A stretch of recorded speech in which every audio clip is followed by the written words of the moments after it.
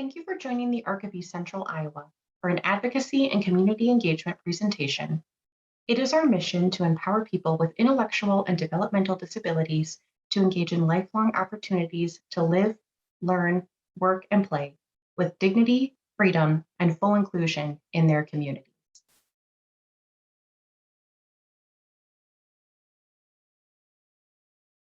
Today's presentation is on the 5 W's of voting.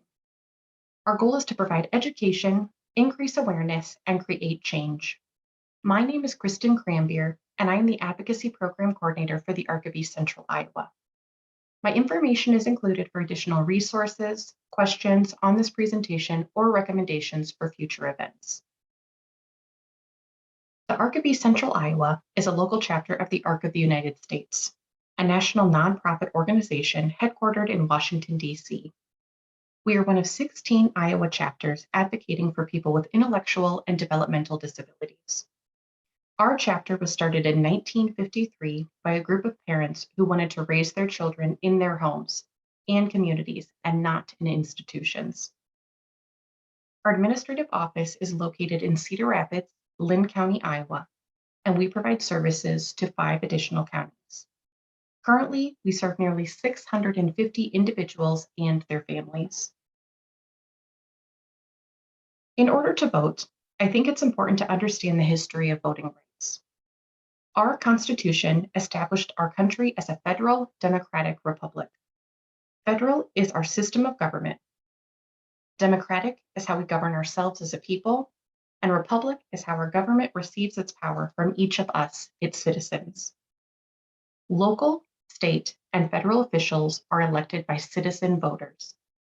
The officials we elect represent our ideas, our hopes, and our future plans for our country. The Voting Rights Act of 1965 was signed into law by President Lyndon B. Johnson. Section 208 of the VRA provided assistance for voters by reason of blindness, disability, or inability to read or write. Any voter who fell under that category was given assistance by a person of the voter's choice. The Voting Accessibility for the Elderly and Handicapped Act of 1984 was passed by Congress.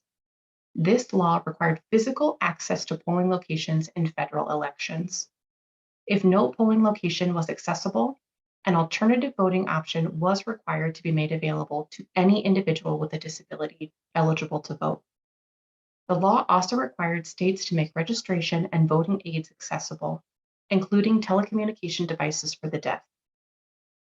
This change ensured anyone diagnosed with a disability was able to physically enter the polling location and had the appropriate accommodations to vote.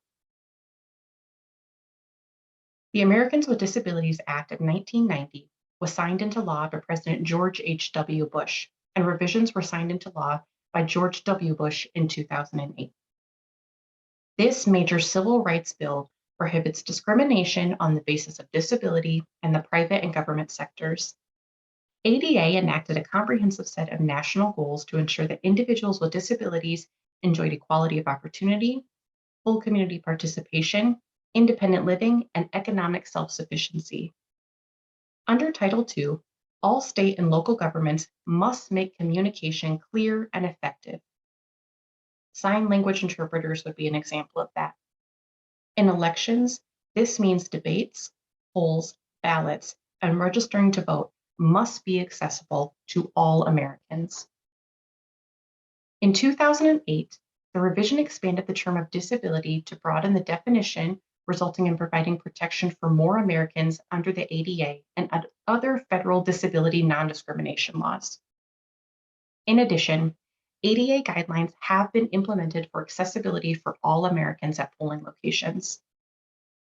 The National Voter Registration Act, also known as the Motor Voter Law, was signed in 1993 by President Bill Clinton. This law provided voter registration opportunities in each state. Any eligible voter can register to vote in multiple locations that include while renewing or registering to get your driver's license or government-issued photo ID, while applying for public assistance at certain state and federal offices, for example, food stamps or the disability office, or utilizing mail-in voter registration. In addition, each state is required to implement and maintain a current voter registration list. The act only applies to federal elections, but many states utilize the same format for state elections.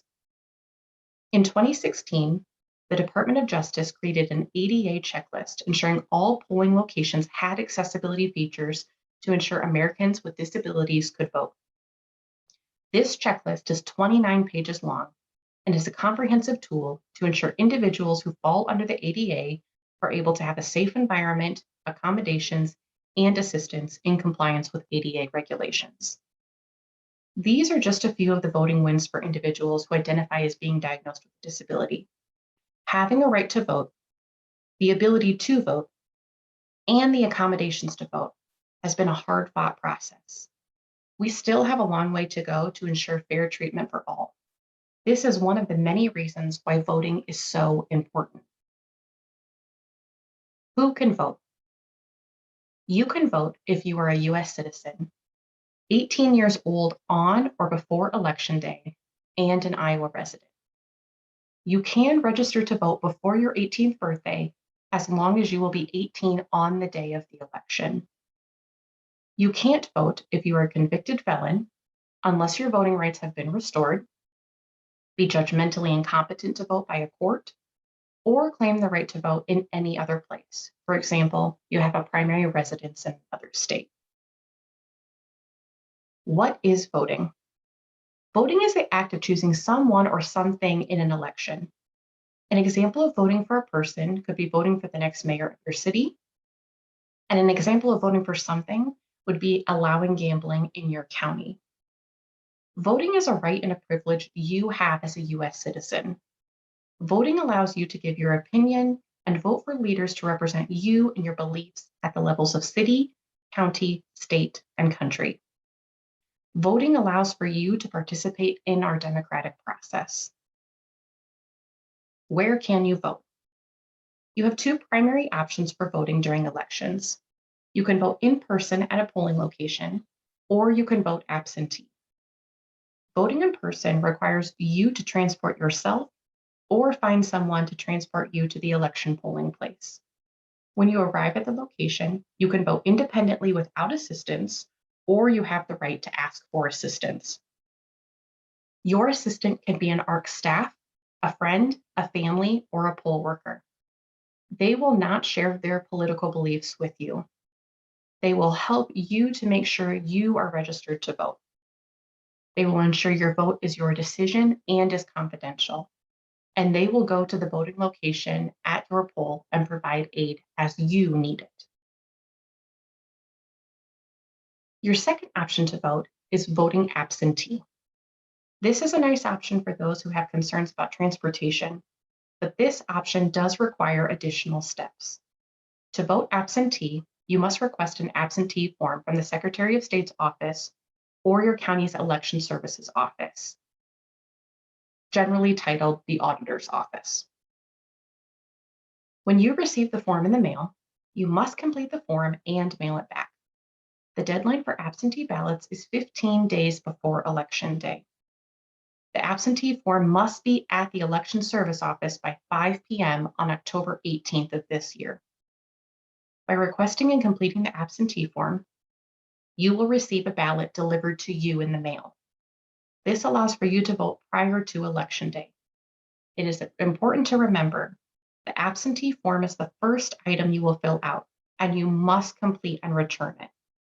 The second item to be completed is your election ballot, and you must complete and return that in the mail as well. If you choose to vote absentee, your ballot must be returned by mail and must be received by 8 p.m. on Election Day, November 2nd of this year. A link for the Secretary of State website and Lynn County Election Services, along with the Election Services address and phone number, are listed for your convenience. When should you vote? The next election takes place on Tuesday, November 2nd. This election will be our city school election. These two elections are held in conjunction with one another. The elections are held on odd number years and are the first Tuesday after the first Monday in November. Polls will be open from 7 a.m. to 8 p.m. on November 2nd. For the city election, you will have the ability to vote for city candidates who are up for election or re-election. If you live in Cedar Rapids, you will have the opportunity to vote for the mayor of Cedar Rapids this year. For the school election, you will have the ability to vote for candidates and on public measures in the school district where you reside. If you live in the Cedar Rapids Community School District, you will have the opportunity to vote for the open school board member positions for the Cedar Rapids Community School District this year. While you should always use your right and voice to vote, some voters focus on certain elections. After this year's election, I've included future elections of note. November 2022, you will have the opportunity to vote for the U.S. Senate, U.S. Representatives, and state officials. In November of 2024, you will have the opportunity to vote for the President of the United States. While these large elections are important, many of the decisions made in our area are done with our city elections. It's vital to vote for the change you want to see in our community.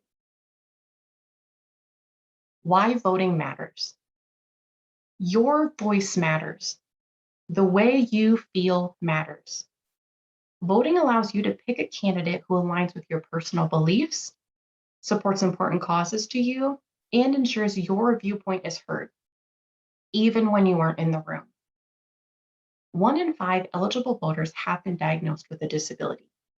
That's 34.5 million eligible voters currently in the United States. When you include each of those voters, you have to remember that also includes their family members, their friends, and community partners. The number is around 60 million voters helping to make decisions with their vote on what happens to those in the disability community. In 2020, 17.7 million individuals diagnosed with a disability voted. That means that 16.8 million individuals did not or were unable to vote. Currently in the US, we have 61 million individuals diagnosed with a disability. By registering to vote and voting, you get to ensure your needs are being met. How to vote. You have multiple ways to register to vote, and this is the key. Option 1 is to register when applying, obtaining, or renewing an Iowa driver's license or non-driver ID at the Iowa Department of Transportation. Option 2 is to mail in a voter registration form. This form can be printed online, or you can call and request from the Election Services Office. Option 3, you can go in person to the auditor's office. Or option 4, you can register online at the Iowa Department of Transportation website listed below. To verify if you are currently registered to vote, utilize the Secretary of State website provided. You will find a list of important dates on your screen for our upcoming election. Wednesday, October 13th is the first day of absentee voting. Monday, October 18th is pre-registration deadline. This is the deadline to request an absentee ballot to be mailed to you. Monday, November 1st is an absentee ballot in-person deadline. Tuesday, November 2nd is our regular city and school election day. Tuesday, November 30th is a city runoff election day for cities with runoff provisions. Again, polls are open from 7 a.m. until 8 p.m. Central Standard Time on November 2nd. Absentee ballots must be received in your county auditor's office prior to 8 p.m. Central Standard Time on Election Day. Please utilize our organization and the others listed below for additional details and support. Thank you for attending our advocacy and community engagement presentation. Again, my name is Kristen Cranbeer.